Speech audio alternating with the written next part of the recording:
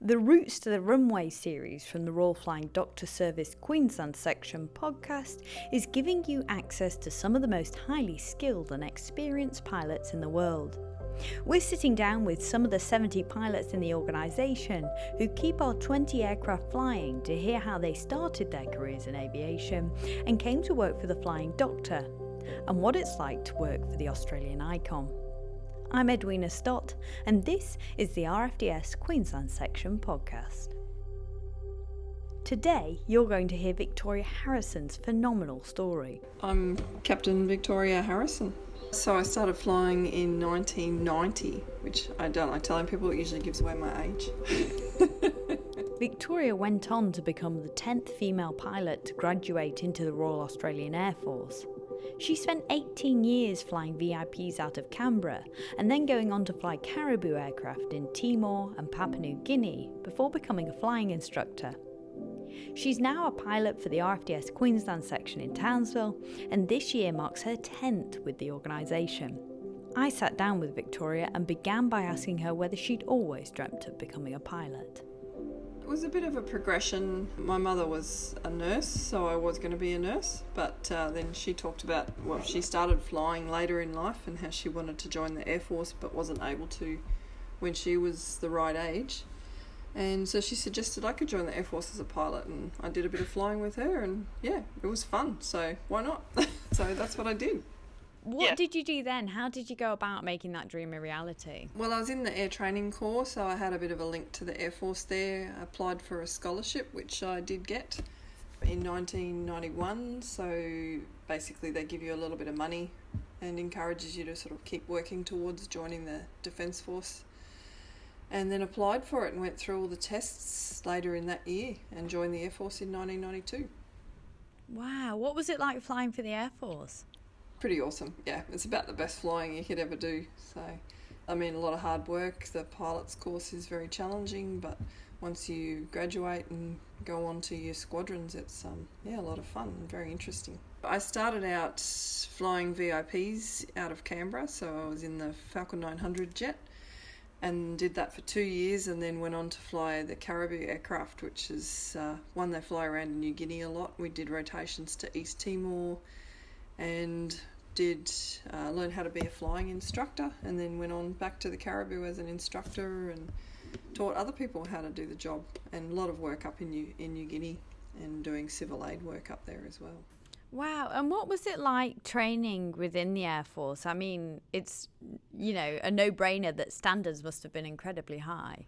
Definitely. So as an instructor, there was a set standard that you expected of your students, so you work them pretty hard to get towards that standard, and they usually have 2 chances. If they didn't pass their tests, then that was it, they were out. So it was pretty grueling testing and hard work for everybody. Wow, incredible amount of pressure, because I have heard here at the RFDS, there's like 3 groups of pilots. There's the bush pilots, there's the commercial pilots, and then there's the RAFIs. And the RAFIs are a completely different breed to anyone else. Is that true? Yeah, I think we have slightly different attitude to life, but that's just military as well. It's definitely different, but I think it's really good. They teach you a lot of discipline and things that you really do need. It's gives you a different attitude towards flying and working in the aviation field, definitely. Do you think you have to be a perfectionist to be attracted to that? Probably does help, but I've met some Air Force pilots who aren't.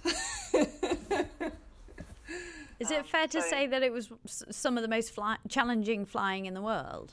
Well, I can only say from my own experience, but yeah, definitely flying around in the Caribous, there was nothing like that. They were very hands-on. There's no autopilot, there's no weather radar, and the stuff that we did up in New Guinea was just incredible. The short field landings, mountainous terrain, lots of weather around. You didn't have pressurization, so you couldn't go up above the weather. You had to try to find ways around it, and it ended up being quite exhilarating, I guess is a good way to describe it. The more you learn to fly, the less you have to do, it seems to be, in the aviation world. So, big contrast from the Caribous now to the King Air that I'm flying.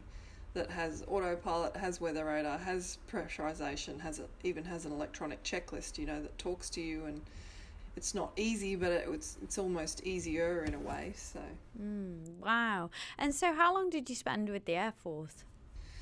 18 years full-time service, and then when I joined the RFDS, I was able to still do some reserve work. So up until last year, I was doing reserve work. So I did another 7 or 8 years in the Air Force Reserve, just helping out with technical publications and things like that. Phenomenal career with the Air Force. That's a really long time, isn't it? Did you notice a lot of changes throughout the time you were working for the Air Force? Or? Yeah, everything changes. You've got to keep moving with the times. And I mean, even in the 10 years I've been with the Flying Doctors, things have changed. So, especially with the advent of all this electronics, so you've got iPads and things like that you take flying with you now, and you can do your flight planning out in the middle of nowhere, whereas it used to all have to be done over the phone or via fax machines. So none of that anymore. And so when you were working in the Air Force, what was a typical day like for you, or was there not one? Yeah, no, typical wasn't something you could describe for your Air Force days. Yeah, you'd come in, have a morning brief, so that usually started around 7:30, and people would come in and brief you on the weather, and then the seniors would get up and just pass on any information that they needed to let you know about, and then off you'd go. As an instructor, I'd usually have a schedule of flights that I had to do during the day, take people out and teach them various things. And if I wasn't in Townsville doing the training, we'd be up in Papua New Guinea training up there, so you'd go up there for 2 weeks and do a full flight around the countryside, teaching them all about the challenges of the New Guinea countryside. Wow, what was it like flying in Papua New Guinea? Yeah, like I said, pretty amazing. You had, apart from just the flying itself, but there were all the cultural things that you had to deal with, being able to organise fuel, talk to people on the radios. Everyone's got different accents, don't necessarily understand each other, and then there's the weather considerations. There's always big storms come in there in the afternoons. So yeah, it was certainly very challenging and very enjoyable at the same time. And what was the most challenging part of being in the Air Force? What would you say was the hardest part of your job? Well, if we don't sort of talk so much on the flying side of it, I guess just for most people it's usually just the discipline, having to wear the uniform and follow orders, which you still have to do. It doesn't. People outside of the military don't understand it, but it's something that you had to do in the Defence Force. It's just a part of life. You have to do what you're told and say yes sir, or how many bags would you like? And when you eventually transitioned out of the Air Force, was that a big adjustment that you didn't actually, other jobs don't work like that? I'd say that I still have adjustment things that I have to think, no, this isn't the military. I've still had more time in the military than out of the military. So yeah, definitely notice the difference with what you have to do in your day-to-day, and just get told, go and do your job, and off you go. Nobody's there sort of following you every step of the way. And does it even change the way you think, even basic things that you do just at home? The training from the military, do they change those basic ways you approach tasks or what you do? Yeah, probably. If I asked my mother at the time, she would agree. When I left home, I think I was a bit of a mess. But yes, military training taught me how to keep my house neat and tidy. And yes, I'd say so. And my husband and I are both ex-military, so we're very punctual people. We're always on time, and yes, we keep things pretty neat. We're very organised. We always write lists of what we need to do. So I know I have a little bit of OCD, definitely. Oh, how interesting. So then when did you decide that you wanted to leave the military, or you wanted to look at another career? It was pretty much when they got rid of the Caribou aircraft, and we'd just settled in Townsville, and we had plans to stay here for a few years, and they said, we're getting rid of the aircraft and you guys are going to have to move down to Richmond near Sydney. And we just didn't want to do that. We weren't ready to move. We were ready to settle up here. We hadn't lived anywhere for longer than 2 years at a time for most of our lives. So we said, that's time then.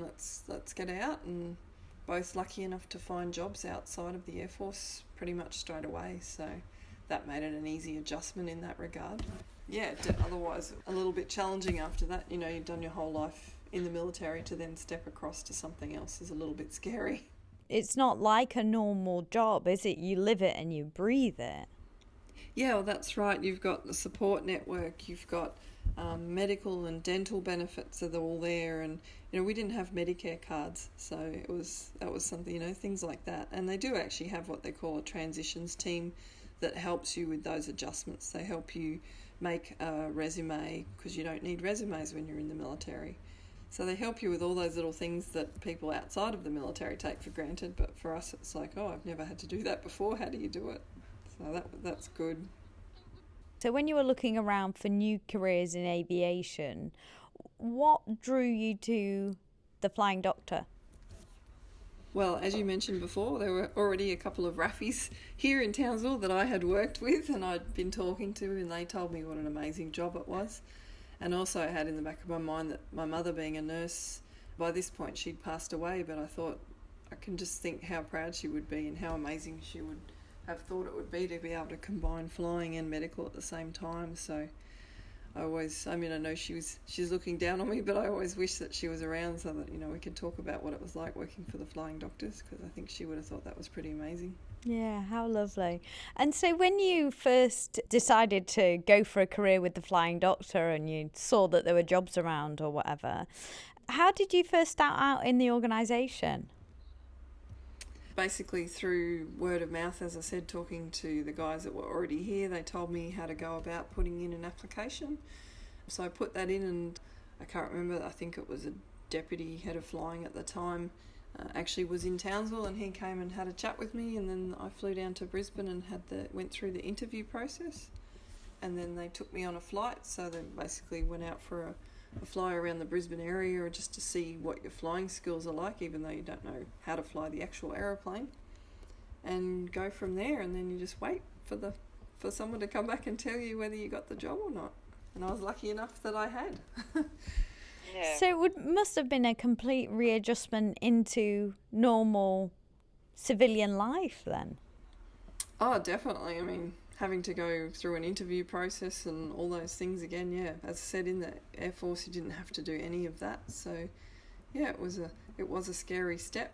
But I was confident. I thought, well, I'm here and I've got the qualifications, and I know that the military experience does help you a lot in the aviation world. So I was hoping for the best, and it came through. The good thing with the Flying Doctors is, in terms of aviation professions, I think that it's about as close as you could ever get to the military.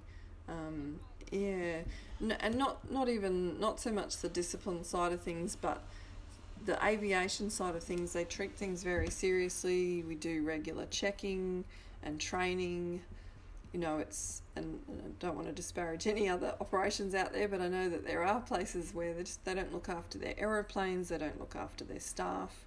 But the Flying Doctors is just amazing in that regard. You know, you get looked after. If you get sick, nobody questions it. You know, they just, you know, you take what time you need to get better, and then your job's still there at the end of it. So yeah, it's got its own little support network on a much smaller scale to what it had in the military, but I just found that it was very supportive and very structured. So we've got all the training manuals there, all the SOPs are in place. You know, it's not just make it up as you go along on a day-by-day basis. So it's really good in that regard. Plus, of course, all the operations staff and the administrative staff, and then there's all the other stuff that goes on behind the scenes, like you and marketing and working out all that stuff so that we can still get money to keep the operation going. And in terms of the actual flying, I know you touched on it before. How different is the flying that you do now compared to the flying that you did for 18 years with the RAF? Yeah, quite different. I mean, firstly, we don't really know where we're going on a day-to-day basis. So average day here, come to work and wait for the call. And when you get the phone call, that's when you get to find out where you're going. We've got, out of Townsville, we have pretty set routine. There's the common places that we always go. So, for instance, today I've been to Mount Isa and to Cairns. Mackay is the other one that we go to all the time. Otherwise, we come down to Brisbane, and then it's pretty much everywhere in between. But everywhere is pretty established for Townsville, we don't do many of what they call the primaries into the smaller strips that are made out of dirt or someone's station property. And that's probably more of what I would have been doing in the Air Force. We used to operate into a lot smaller strips, much more challenging in that regard.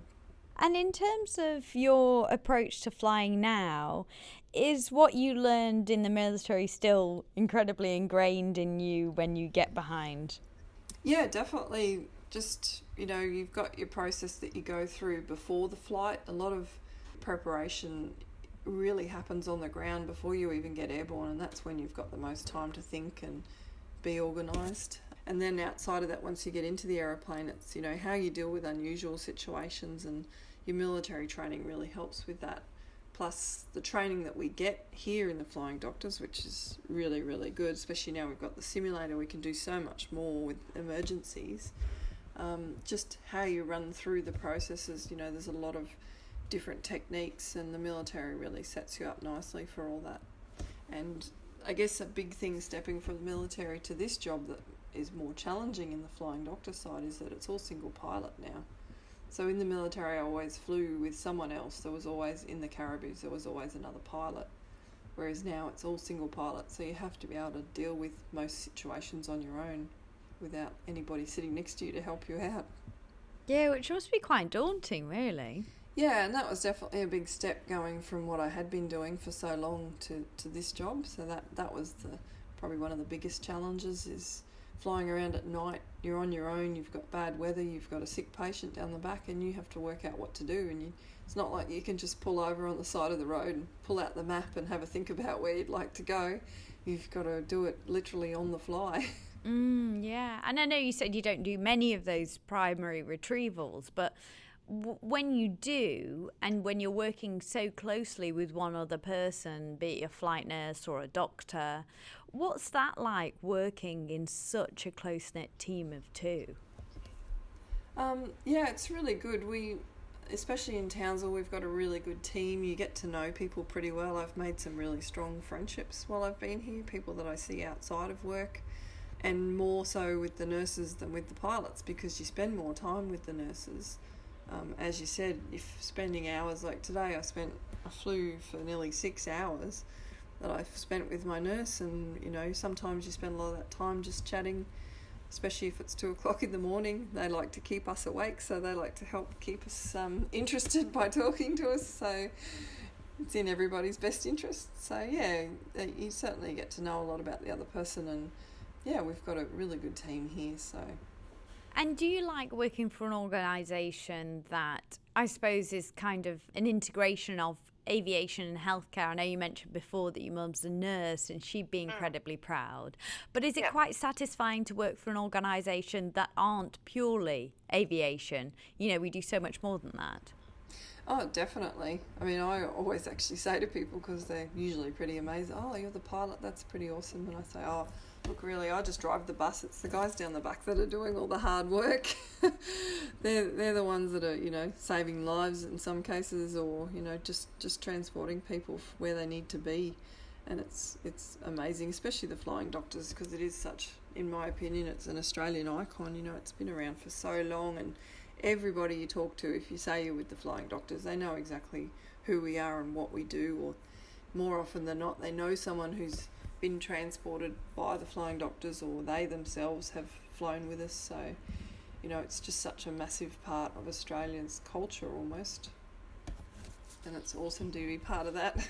Is there a particular day for you that stands out during your 10 years with the Flying Doctor as a particularly monumental or memorable one? Unfortunately, I always only seem to remember the sad things, so to me it's just every day. I mean, there's always something that's great about it. People they need to be where they need to be, and the biggest thing that amazes me is that these people are always so sick or so scared or away from their families and friends, but they're always more than appreciative of what we're doing for them. I can hardly think of any times when I've ever had a patient that's been cranky or annoyed at me or anything like that. They're always the complete opposite. In fact, they don't want to be any trouble. It's like, well, we're here for you, but But they always want to say, oh no, I'm sorry, I'm sorry to be such a hassle. It's like, stop it, that's what we're here for, we're here to help you. That always amazes me. I think it must be so daunting for them. Some of them have never flown before, and you're putting them inside this little tiny aeroplane. Sometimes it's in the middle of the night and they can see that there's bad weather around, and that they're always smiling and saying thank you, and yeah, that always gets me. It's just the Australian spirit, I think. And, you know, like looking back now when you first started on your career in aviation and becoming a pilot, do you think you would believe it if you told your 17-year-old self that you'd spend 18 years with the military and then 10 years with the RFDS? No, certainly I've never been one to plan that far ahead, so I certainly wouldn't have foreseen that in my future. No, I one step at a time for me, so join the Air Force and see what happens next. And yeah, but now I'm more than happy to stay with the Flying Doctors as long as they'll have me. They're stuck with me. Oh, I'm sure we're very grateful. It's a phenomenal career. And when you first started flying, were there many other female pilots in your cohort?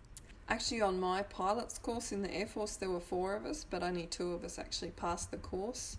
And when I got through my pilot's course, I was the 10th female pilot in the Australian Air Force to graduate. So it was all still pretty new. Like, it wasn't until the late 80s that they actually started getting female pilots into the Air Force. So, what's your favourite thing about working for the Flying Doctor?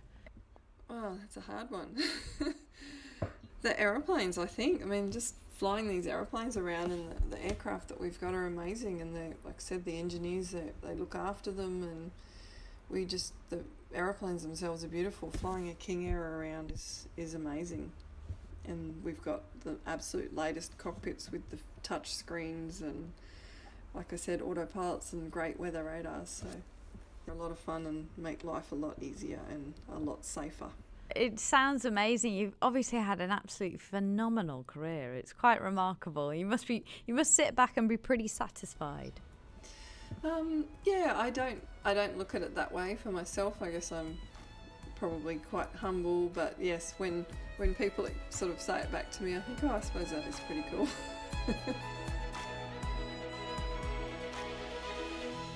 That's RFDS Queensland Section pilot Victoria Harrison sharing her story for the Routes to the Runway series.